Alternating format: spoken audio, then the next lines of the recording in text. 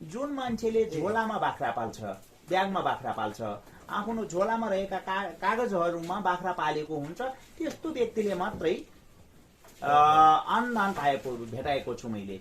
मेरो माथितिर नेता अथवा कुनै लिङ्क जोडिएको मान्छे होइन, म र त्यो गर्न पनि सक्दैन भन्ने कुरा मैले राखिसकेपछि उहाँहरूले अन्त्यमा मलाई परेन सर। सबभन्दा पहिलो कुरो यो खोरमा त्यति लगानी गर्ने होइन। मेरो मान्यता भनेको खोरमा लगानी गर्न हुँदैन, तर खोर सुविधायुक्त हुन पर्छ, उपयुक्त हुन पर्यो, धेरै हाई गर्ने होइन, देखाउनको लागि खोर बनाउने होइन। यसको मूल्य बाहिरबाट ल्याउँदाखेरि हामीलाई यहाँ आउँदासम्म हाम्रो घरसम्मलाई आउँदासम्मलाई 3 लाख रुपियाँ परेको छ। अहिले चान्चुन 150 किलो जति छ यो बोका। 150 किलोको छ। सरकारी निकायहरूले पनि तपाईँबाट पाठापाठीहरूलाई वितरण गर्ने गर्नुभएको छ। 20-25 लाख रुपियाँ हुन्छ वार्षिक आम्दानी। अब भनेपछि 5-7 लाख रुपियाँ कटाए पनि अब 10-12 लाख रुपियाँ त यसबाट आम्दानी हुन्छ। नयाँ बाख्रा पाल्ने सोच राख्नु भएको दर्शकवृन्दहरूको लागि चाहिँ यहाँले केही कुरा भन्नु, के सुझाव दिनुहुन्छ उहाँहरूलाई?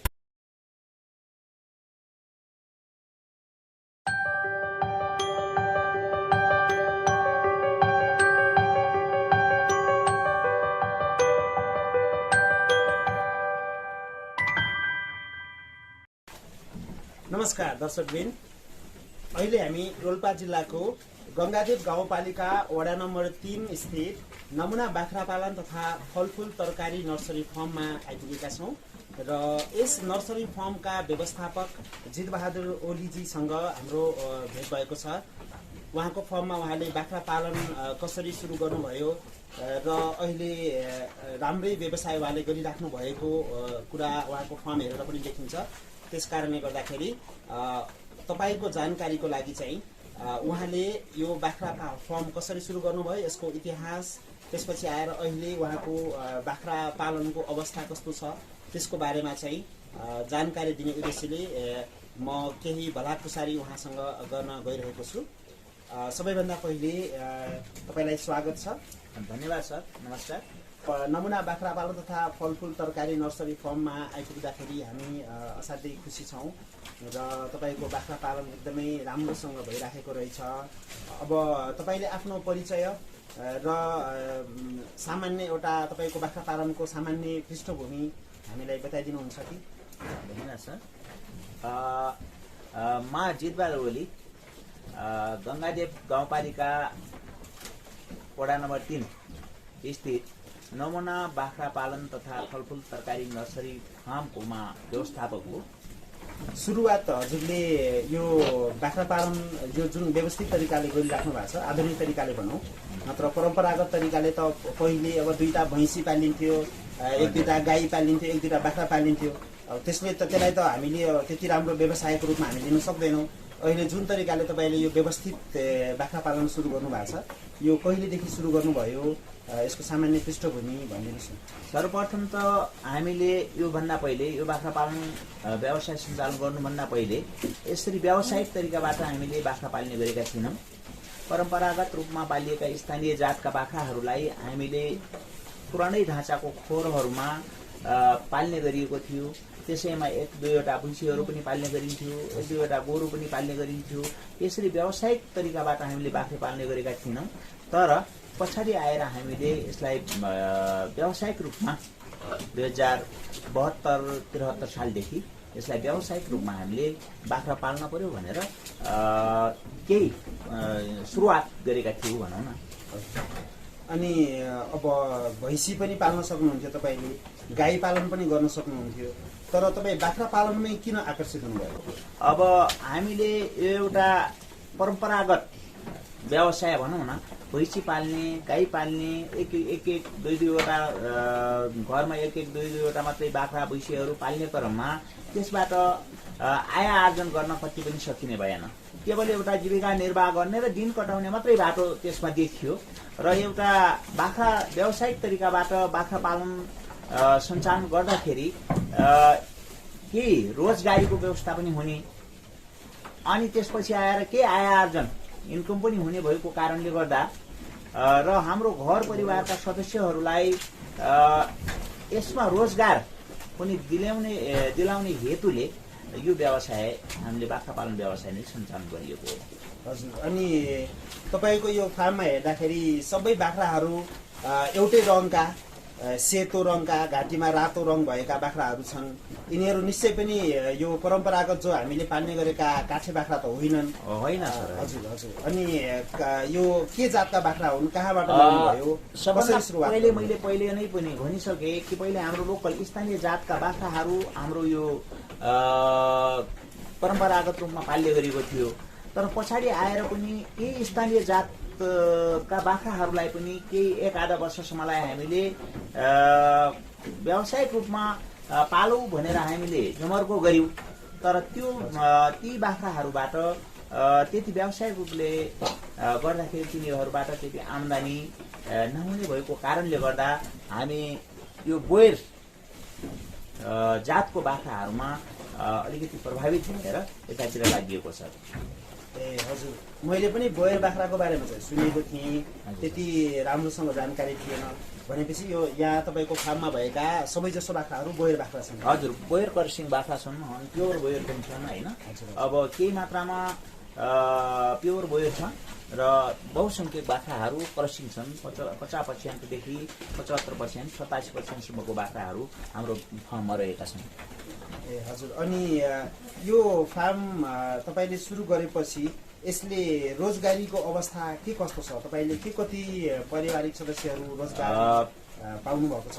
यसमा विशेष त बाहिरको मान्छेहरू हामीले कुनै पनि राखेका छैनौँ।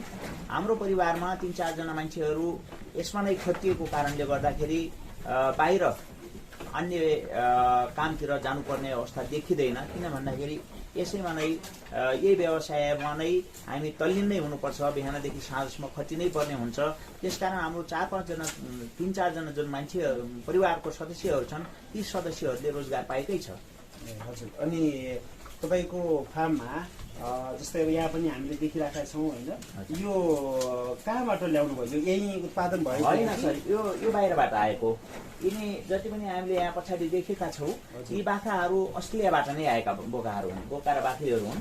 यी बाख्राहरूलाई बाहिरबाट आएको बोका र बाख्रीहरूलाई हामीले काठमाडौँमा गएर एयरपोर्टमा नगएर सिप गएको बोका हो यो। अनि यो पनि बाहिरबाट आएको बाख्री हो। यो बाख्रीलाई पनि हामीले बाहिरबाट आएको नै यहाँ ल्याएको।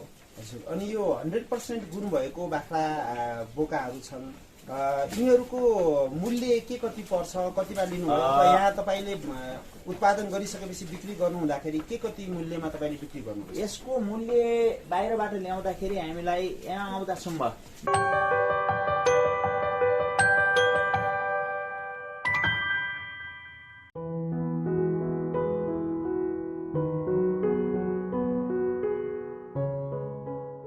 के तपाईँ साँच्चै सिरियस हुनुहुन्छ? के तपाईँले साँच्चै मलाई साथ दिनुहुन्छ? जब उनको मुखबाट यी शब्दहरू निस्किए उनको अनुहारमा आशाका किरणहरू देखिएका थिए। अन्धकारको साम्राज्यमा कतै पर उज्यालो देखिए झैं थियो उनको अनुहार। हरेक मान्छेका आफ्नै कथा हुन्छन्। एउटै मान्छेका पनि फरक परिस्थितिमा फरक कथाहरू हुन्छन्। कति कथा वास्तविक जीवनका भोगाईहरू हुन्छन् भने कति कथा काल्पनिक हुन्छन्। तपाईँ र मेरा यी सबै खाले कथाहरूको प्रस्तुति हो कार्यक्रम कथा जिन्दगीको। हरेक शुक्रबार राति 8 बजे सुन्न नभुल्नुहोला कार्यक्रम कथा जिन्दगीको। म गजाधर केसी को साथमा। नोटिफिकेसनको लागि च्यानल सब्स्क्राइब गर्न नभुल्नुहोला।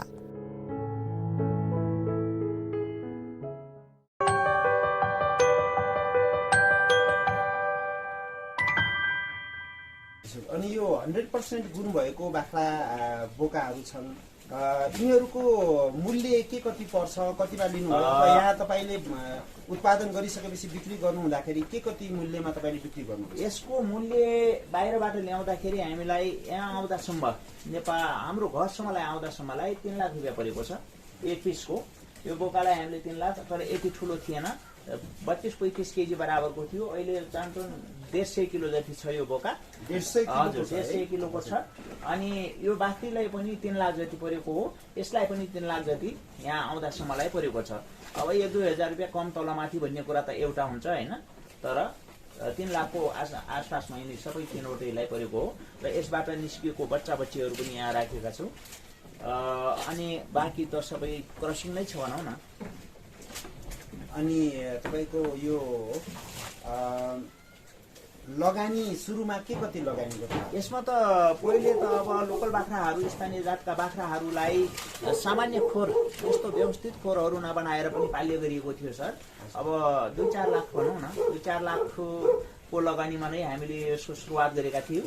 र अहिले बोयर जातको बाख्राहरू पालन गर्ने क्रममा त अब एउटा बाख्रालाई 3 लाख रुपियाँ पर्छ भने अब अन्य धेरै बाख्राहरू, यत्रो संख्यामा बाख्राहरू पाल्दाखेरि त अब लगानी त धेरै नै लागिसकेको छ। हजुरले यो बोयर जातका बाख्राको सुरुवात गर्दाखेरि सबभन्दा पहिले कहाँबाट ल्याउनु भयो बाख्राहरू?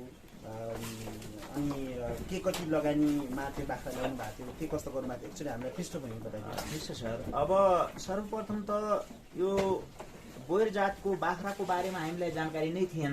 हजुर। अब यस्तो रेडियो अथवा मिडियाहरूमा हेर्दाखेरि बोयर जातको बाख्राको मूल्य 3 लाख 4 लाख रुपियाँ पर्छ भन्ने कुरा पनि आयो। र मैले सोचेँ कि यो बोयर जातको बाख्रा हामीले कहाँ पाउने र यसको र हामीले पाल्दाखेरि कति उपयुक्त अनुपयुक्त के हुन्छ भन्ने कुरा सोचेर मैले यसको बारेमा अलिकति पहिचान गर्न लागेँ।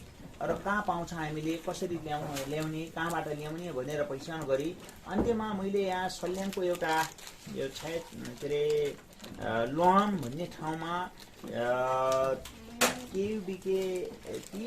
कुन संस्थाले ल्याएर बोकाहरू छोडेको छ, त्यहाँ बोकाहरू पालिएको छ। ती बोकाहरूबाट पालिएका पाठाबाट उत्पादित पाठापाठीहरू त्यहाँ बिक्रीमा छन् भन्ने कुरा सुनिसकेपछि म त्यहाँ श्रीनगरतिर गइसकेपछि त्यहाँ मैले कुनै एकजना व्यक्तिले 100% बोका पालिएको अनि त्यहाँ पालिएका बोकाबाट उत्पादित पाठापाठीहरू भेटाएर मैले एउटा पाठापाठीको लगभग 30,000-40,000 बराबर मूल्य हालेर एक पिसको एउटाको 30-40,000 रुपियाँ दिएर अनि 3-4वटा एउटा बोका र 3वटा पाठीहरू त्यहाँबाट मैले क्रसिङ पाठीहरू यहाँ ल्याएर पालेको हो। अनि त्यसैबाट फेरि 100तिर अब 100 बोका 3 लाख रुपियाँ भन्ने बोका कस्तो हुन्छ त? अब त्यतातिर हामी के अरे चासो राखिसकेपछि अन्त्यमा यो अस्ट्रेलियाबाट आउँदो रहेछ। अस्ट्रेलियाबाट हामीले एउटा 100% बोका ल्याएपछि त्यसैबाट क्रसिङ गराएपछि त 50% पाठापाठीहरू हामीले लोकल बाख्राबाट पनि निकाल्न सक्छौँ भन्ने सोचले हामीले बाहिरबाट नै यसलाई कन्ट्याक्ट गरेर ल्याएको। तपाईँले बोयर बाख्रा नै पाल्न खोज्नुभयो, त्यसकारणले फार्ममा सबैजसो बाख्राहरू बोयर नै छन्। बोयर बाख्रा र अरू बाख्रामा के भिन्नता पाउनुभयो? केही बोयरमा केही राम्रो कुराहरू देखेर त तपाईँ पक्कै पनि छ। पहिलो कुरा त बोयर बाख्रा एउटा वृद्धि र विकासको दृष्टिकोणले यो थोरै समयमा पनि धेरै वृद्धि हुँदो रहेछ, पहिलो 1 नम्बरमा हो। अनि दोस्रो नम्बरमा यसले रोग पनि त्यति लागेको छैन। यो एउटा पहाडी इलाका हो, अलिकति हावापानी पनि चिसो हुने ठाउँ हो। यस्तो ठाउँमा पनि अहिलेसम्म त्यति रोग लागेको मैले भेटाएको छैन। र तेस्रो कुरो, यसले जे पाए त्यही घाँस पनि खाँदो रहेछ र विश्व बजारमा पनि यसको अलिकति मार्केट पनि राम्रो भएको कारणले गर्दाखेरि यसबाट अलिकति आम्दानी हुने भएको हुनाले यतातिर लागेको हामी। अलिकति रोगको पनि कुरा निस्कियो। हजुर। बाख्रालाई बोयर बाख्रालाई कुनै पनि रोग नलाग्ने हो अथवा होइन, त्यस्तो त होइन, तर पनि सम्पूर्ण रोगहरू झ्यापै एकैछिनमा त्यसरी रोगहरू लाग्दो रहेछ। ठुलो रोग लागेको मैले यहाँ भेटाएको छैन हाम्रो फार्ममा। यति वर्षसम्मलाई अहिले पालिएको छ, अब भेटाएको छैन। तर अब लाग्ने त अब एउटा खानपिनको व्यवस्थापन, बसाइ उठाइको व्यवस्थापनको कारणले नै मान्छे के अरे पशुहरूलाई रोग निम्त्याउने हो। त्यो एकदमै राम्रो व्यवस्थापन गर्ने हो भने पहिलो कुरो त त्यहाँनिरै पनि रोग लाग्न सक्दैन। अनि दोस्रो कुरा लागेछ भने पनि विशेष त यो न्युमोनिया, मैले हाम्रो खोरमा भेटेको भनेको न्युमोनिया त चिसोबाट मात्र नभएर अब यो ग्यास, यो खोरमा अथवा यो दिशा पिसाहरूबाट निस्किएको जुन ग्यास हो, त्यो ग्यासले पनि यो न्युमोनिया हुँदो रहेछ। हाम्रो फार्ममा अलिकति देखिएको, कहिलेकाहीँ देखिने भनेको त्यही न्युमोनियाको केस नै हो। अब यस्तो चोटपटक लाग्ने भनेको त यो प्राविधिक अर्कै कुरो भयो होइन, नत्र चिसोबाट नै अलिकति रोगहरू लाग्दछ। अनि बिरामी भए बाख्राहरू भनेपछि के गर्नुहुन्छ? त्यस्तो बिरामी यदि भएको खण्डमा सामान्य उपचार, अब हाम्रो डाक्टर साहबहरूसँग मेरो अब कन्ट्याक्ट छ, उहाँहरूसँग परामर्श लिएर त्यसै अनुसारको उपचार गरिन्छ। आफूले भ्याउँदै नभ्याउनु पर्ने अवस्था आएछ भने मैले प्राविधिकहरूलाई बोलाएर नै उपचार गराउँछु। र त्यस्तो बाहिरैबाट प्राविधिकहरू बोलाउनु पर्ने केस अहिलेसम्म निस्किएको छैन हाम्रो फार्ममा। कति सङ्ख्यामा छन् तपाईँको बाख्राहरू? हाम्रो यो फार्ममा अहिले 100 माउ बाख्रा छ। 100 माउ बाख्रा छ। अनि त्यसबाट निस्किएका पाठापाठीहरू त हामीले बेच्ने गर्छौँ। अब भए जति नै राख्ने हो भने आम्दानी पनि लिन पर्यो होइन। अब र यहाँ व्यवस्थापन गर्न पनि अलि गाह्रो हुने भएको हुनाले 100 को आसपासमा माउ बाख्राहरू छ र 2वटा यी ठुला बोकाहरू छ, 100% बोकाहरू छ, अनि करसिङ माउ बाख्राहरू रहेको छ। अब यहाँले बाख्रा किन्ने त गर्नुहुन्न होला? किन्न गरिँदैन। अनि तपाईँले उत्पादन गर्नुभएका पाठापाठीहरू खास गरी कता कताको मान्छेहरूले लैजानुहुन्छ? कस्तो खालको मान्छेले लैजानुहुन्छ? विशेष गरेर हामीले उत्पादन गरेको पाठापाठीहरू 75% देखि 87%सम्मको अहिले निस्किएको छ। छैन, 2वटा बोकाहरूलाई क्रस बनाएर हामीले यसबाट निस्किएको बोकालाई 75 भयो, यसको पाठापाठीबाट निस्किएको 87% हुन्छ। त्यो 87%को पाठापाठीहरू 75-87%को पाठाहरू हामीले बेच्ने गरेका छौँ। र विशेष त यो देशका जुनसुकै ठाउँमा पनि गएको छ। सल्यानमा गएको छ मेरो पाठापाठीहरू, रोल्पामै गएको छ, दाङमा गएको छ, अनि नवलपरासीतिर पनि गएको छ, र अन्यत्र भनौँ न सेरोफेरोको धेरै जिल्लाहरूमा गएको छ। र व्यक्तिगत तौरले पनि रुकुममा पनि गएको छ। अनि यो व्यक्तिगत 1-2वटा पाल्नको लागि पनि उहाँहरूले लिनुभएको छ भने, अनि कुनै संस्थाले पनि यस्ता पाठापाठीहरू वितरणको लागि लगेको हुनुहुन्छ। अनि त्यसपछि फार्महरूमा पनि पाठापाठीहरू गर्नुभएको छ। संस्था र सरकारी निकायहरूले पनि तपाईँबाट पाठापाठीहरूलाई वितरण गर्ने गर्नुभएको छ। अनि रोल्पा जिल्लामा अरू पनि बाख्रा फार्महरू होलान्, के कस्तो उहाँहरूसँग सम्पर्क भइराख्ने, के कस्तो आदान प्रदान कस्तो छ? हाम्रो रोल्पा जिल्लामा पनि, हाम्रै यही गाउँपालिकामा पनि केही बाख्रा फार्महरू छन्। अब उहाँहरूसँग मेरो दैनिक कुराकानी भइरहेको छ। अब यहाँको वस्तुस्थिति होइन, अब यो बाख्राहरूमा आउने समस्या, अनि त्यसपछि बाख्राको व्यवस्थापन सम्बन्धी एक आपसमा हामीहरू परामर्श गर्छौँ, छलफल गर्छौँ, र अनुभव साटासाट पनि गर्छौँ हामीले। अब यति धेरै बाख्रा छन् भनेर भन्नुभयो, तपाईँको 100 को हाराहारीमा माउ बाख्रा नै छन् भनेर भन्नुभयो। यसो हेर्दाखेरि पनि धेरै छन् जस्तो मलाई लाग्यो। यति धेरै बाख्राहरूको लागि खाना आहारा तपाईँले कसरी जुटाउनुहुन्छ? यिनीहरूलाई फुकाएर जङ्गलतिर लानुहुन्छ कि लानुहुन्न? यदि लानुहुन्छ भने कसरी त्यसको व्यवस्थापन गर्नुहुन्छ? लानुहुन्न भनेदेखि चाहिँ कसरी चाहिँ त्यति धेरै 100 बाख्रा भनेको त सानोतिनो होइन, त्यति धेरै बाख्राको लागि तपाईँले खानाको व्यवस्था कसरी गर्नुहुन्छ? विशेष त हाम्रो यो ठाउँमा अलिकति चिसो हावा पनि भएको हुनाले उन्नत जातको घाँसहरू त्यति फस्टाउँदैन। कुनै घाँसहरू त हामीले धेरै जसो लगाएका छौँ। अनि त्यही घाँसलाई र स्थानीय जातको घाँसहरू हाम्रो यो ठाउँमा प्रशस्त पाउँछ। अब त्यो स्थानीय जातको घाँसहरूलाई र त्यो के अरे उन्नत जातको घाँसहरू हुन्छ, 1 वर्षीय बहुवर्षीय घाँसहरू हुन्छ, ती घाँसहरूलाई नै हामीले अहिले राख्ने गरेका छौँ। अनि यसलाई हामीले जङ्गलमा चराउँदैनौँ सर। हामी किन भन्दाखेरि अब जङ्गलमा चराउँदाखेरि बाघ भालुको पनि डर हुने भयो, दोस्रो कुरो चोटपटकको समस्या हुने भयो, लड्ने भए, तेस्रो कुरो यिनीहरूले जुन खाएको खानेकुराहरू हो त्यो अब यहाँ घरमा खुवाइन्छ, उतातिर एक्सर्साइज हुन्छ अनि यिनीहरू दुब्ला पातला हुने भए मोटाउन पाउँदैन। त्यसले गर्दाखेरि हामीले यसलाई घरमा नै बधुवा प्रणालीबाट नै यसलाई पाल्ने गरेका छौँ। अनि दानामा त्यही घाँसले नै पुग्छ? होइन सर, दाना पनि हामीले बाहिरबाट ल्याउँछौँ, तयारी दाना नै ल्याउँछौँ अनि तयारी दानालाई नै खुवाउने गरेका छौँ। एउटा बाख्रालाई लगभग अब 200-250 ग्रामको दरले त्यति पर्ने गरेर नापेर त दिइँदैन, त्यति एउटा औसतमा 200-250 ग्राम एउटा बाख्रालाई पर्ने किसिमबाट हामीले दाना दिने गर्दछौँ दैनिक। भनेपछि कतिचोटि दिनमा कतिचोटि? होइन, एकैपटक मात्रै दिन्छौँ सर हामीले। यिनीहरूलाई खाना जस्तै हामीले बिहान नास्ता खान्छौँ, खाना खान्छौँ, दिउँसो फेरि खाजा साँझ खाना जस्तै यो बाख्राहरूलाई चाहिँ कतिचोटि हजुरले खाना खुवाउनु? हामीले बिहान त अब पहिलो पटक त दाना नै राख्ने गर्छौँ अनि त्यसपछि घाँस विशेष त हामीले 5 पटक जति भनौँ न, दिनमा 5 पटक जति हामीले यो डोरमा राख्ने गर्छौँ। काटेको घाँसलाई डोरमा राख्ने गर्छौँ 4-5 पटक। अनि त्यो एउटा डल्लो डल्लो जस्तो त्यहाँ देखिरहेको छ, के हो त्यो? हामीले साइलेज बाहिरबाट ल्याएको साइलेज पनि हो। अब दिनमा एक टाइम हामीले साइलेज पनि खुवाउने गरेका छौँ। अब त्यो यो दाङतिरबाट ल्याउन पर्छ। हाम्रो यो ठाउँमा पनि बनाएर अहिले हामीले आफूले बारीको मकैलाई पनि साइलेजको रूपमा प्रयोग गर्न लागेका छौँ, बनाउने अभ्यास गरिराखेका छौँ र अब भावी दिनहरूमा पनि हामीले यसलाई अलिकति केही विकास गर्ने कि भन्ने छ। सक्सेस कस्तो हुन्छ भन्ने कुरा हाम्रो परीक्षणकै रूपमा छ।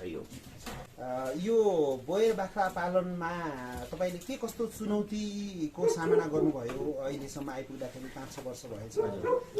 यहाँ सबभन्दा पहिलो कुरो त रोग व्याधिको चुनौती त मैले पनि भेटाएको छैन होइन। त्यति रोग व्याधिले कुनै कुनै ठाउँहरूमा त अब नष्ट नै भयो भन्ने पनि सुनिन्छ होइन। बोयर बाख्रा लोकल बाख्राहरूमा अब तर मात्रै यहाँ चुनौती भनेको के त भन्दाखेरि लगानी अलिकति धेरै लाग्दो रहेछ अनि लगानी लाग्ने रहेछ। अनि त्यसैमा अब बाहिर सरकारी स्तरबाट राज्य स्रोतबाट पनि केही अलिकति किसानहरूलाई ऊर्जा स्वरूप अथवा ऊर्जा मिल्ने किसिमबाट अथवा केही राहत स्वरूप केही अनुदान यताउति दिने भएपछि त्यसमा अलिकति प्लस आफ्नो आम्दानी के अरे लगानीमा प्लस पनि हुन्थ्यो। तर त्यस्तो अहिलेसम्मलाई पनि केही भेटाइएको छैन। त्यसले गर्दा अलिकति आर्थिक चुनौती नै बढी रूपमा देखिएको छ सर यसमा। अनि हजुरको यो जस्तै सरकारी निकायले त अहिले कृषकहरूको लागि जस्तै यो बाख्रा पालनहरूको लागि पनि अनुदान दिन्छ भन्ने धेरै प्रचार बाहिर व्यापक आउने गरेको छ।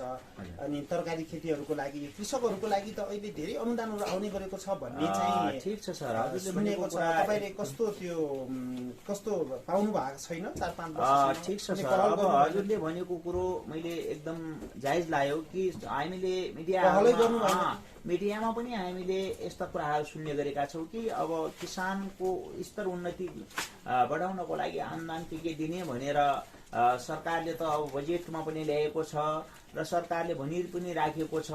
तर मैले देखेको के त भन्दाखेरि सर यसरी फिल्डमा खोरमा बाख्रा पाल्ने मान्छेले कहिले पनि अनुदान पाएको देख्दैन।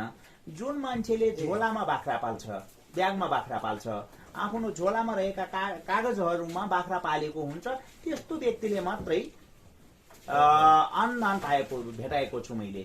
र नत्र यसरी फिल्डमा पाल्ने किसान सर्वसाधारण किसानहरूलाई सरकारको नीति भए पनि यो तल्लो निकायहरूले कहिले पनि यसरी अनुदान दिन सक्दैन। नराम्रो कुरा, अलिकति दुःखद कुरा सुनियो तपाईँबाट। हो सर, किन भन्दाखेरि योभन्दा पहिले एउटा प्रदेशको कार्यक्रम थियो, 4 लाख कति बराबरको प्रदेशको एउटा अनुदानको कार्यक्रम थियो। त्यो कार्यक्रममा मैले पनि एउटा भरेको थिएँ होइन, अनुदानको लागि मैले फर्म भरेको थिएँ। अब त्यहाँ उताबाट मान्छेहरू आउनुभयो, अनुगमन गर्नको लागि आउनुभयो।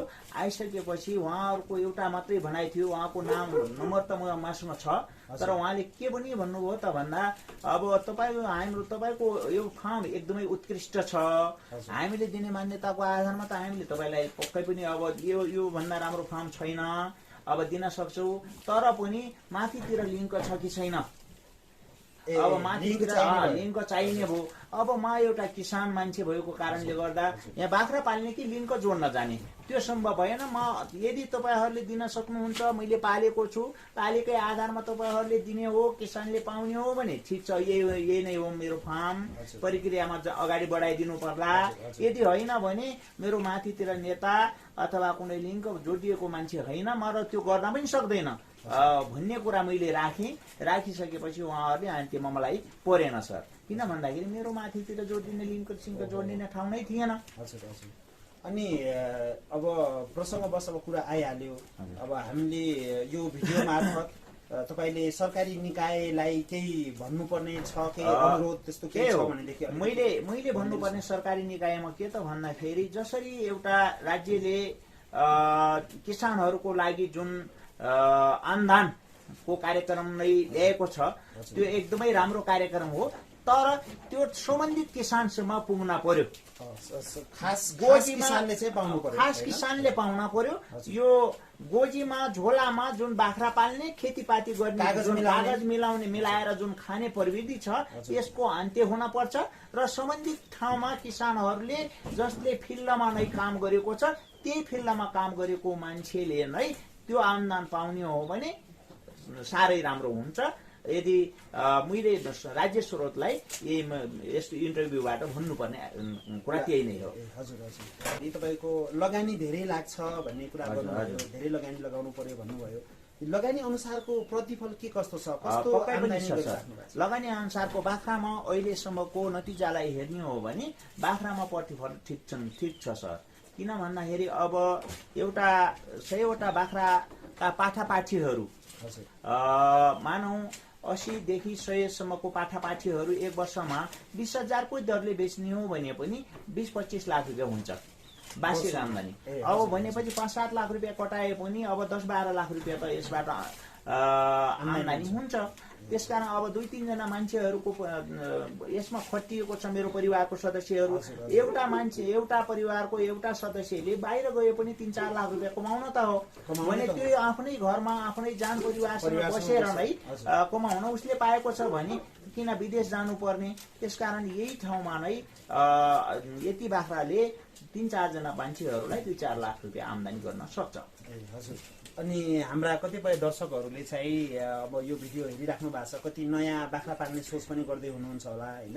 अब उहाँहरूको लागि तपाईँले नयाँ बाख्रा पाल्ने सोच राख्नु भएको दर्शकवृन्दहरूको लागि चाहिँ यहाँले केही कुरा भन्नु, के सुझाव दिनुहुन्छ उहाँहरूलाई? के कस्तो गर्दाखेरि हुन्छ उहाँलाई सुझाव दिनुहोस् न।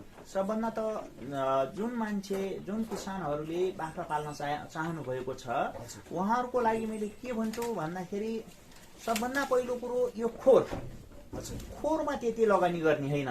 मेरो मान्यता भनेको खोरमा लगानी गर्न हुँदैन, तर खोर सुविधायुक्त हुन पर्छ, उपयुक्त हुन पर्यो। धेरै हाई गर्ने होइन, देखाउनको लागि खोर बनाउने होइन। हामीले केवल बाख्रा पाल्ने हो, बाख्राको लागि सुविधायुक्त होस्, सबै सुविधा होस्, अनि बरु बाख्रामा लगानी गर्न पर्यो। प्लस त त्यो खोरमा लगानी गर्ने पैसा त बाख्रामा लगानी गर्न पर्यो होइन?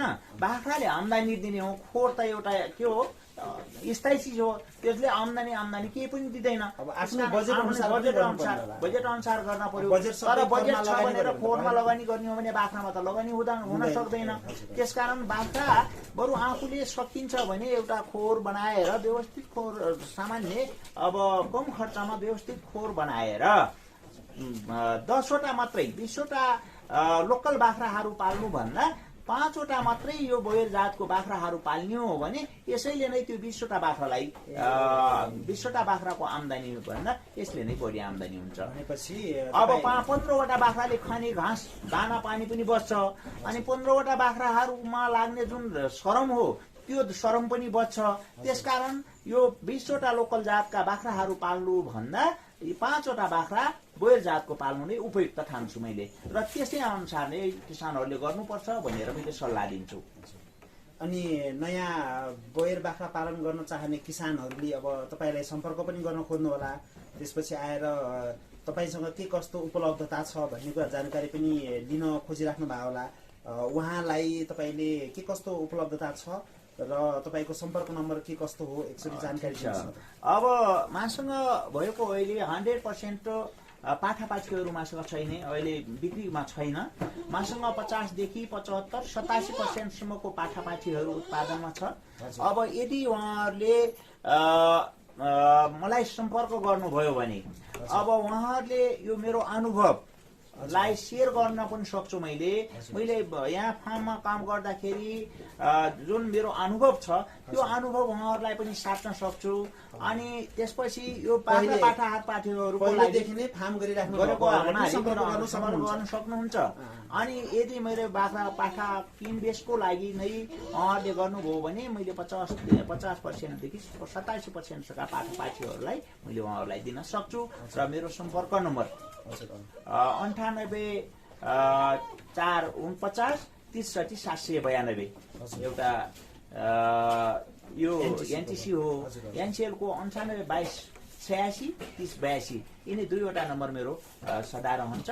अनि यिनै नम्बरहरूमा कन्ट्याक्ट गर्ने हो भने जति बेला पनि उपलब्ध हुन्छ।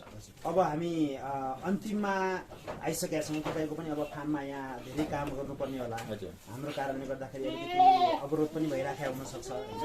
त्यस कारणले गर्दाखेरि फेरि पुनः भेट्ने म चाहिँ एकदम आशावादी छु। अर्कोचोटि फेरि तपाईँसँग भेटघाट गरेर यो विषयमा फेरि कुरा गर्न पाइयोस् र विभिन्न कृषक दर्शकवृन्दहरूसँग चाहिँ तपाईँका कुराहरू सेयर गर्न पाइयोस्। अन्तिममा यहाँले केही भन्नुपर्ने छ भनेदेखि 2-4 शब्द भनिदिनुहोस्। ठिक छ। अन्त्यमा अब हाम्रो यो एउटा गाउँघरमा स्थापित एउटा फार्म हो। यो गाउँघरमा स्थापित फार्मलाई पनि अब यो एउटा युट्युब च्यानलको माध्यमबाट मैले परिचय दिने वातावरण हजुरले सिर्जना गरिदिएकोमा हजुरलाई धन्यवाद। हजुर यहाँलाई पनि धेरै धेरै धन्यवाद छ। तपाईँले पनि अब एउटा दर्शकहरूलाई तपाईँको फार्मको बारेमा धेरै जानकारी दिनुभयो। उहाँहरूले पनि अब युट्युबबाटै कति कुराहरू खोजिराख्नु भयो होला। कसैलाई बाख्रा पाल्ने सोच भइराख्यो होला होइन। त्यसको लागि एउटा जानकारी दिनुभयो, अवसर दिनुभयो। त्यसको लागि तपाईँलाई पनि धेरै धेरै धन्यवाद छ। हजुर नमस्कार। हजुर नमस्कार। दर्शकवृन्द, हामीले भर्खरै रोल्पा जिल्लाको गङ्गादेव गाउँपालिका वडा नम्बर 3 नाउली स्थित नमुना बाख्रा पालन तथा फलफुल तरकारी नर्सरी फर्मका व्यवस्थापक जितबहादुर ओलीजीसँग उहाँको बाख्रा पालनको पृष्ठभूमि र त्यससँग सम्बन्धित यावत विषयहरूमा कुराकानी गर्यौं। आजको लागि यस भिडियोलाई यही अन्त्य गर्ने अनुमति चाहन्छु। आगामी भिडियोहरूमा फेरि हाम्रो भेट हुने नै छ। त्यतिन्जेलसम्मको लागि म गजाधर केसीलाई पनि बिदा दिनुहोस्। नमस्कार।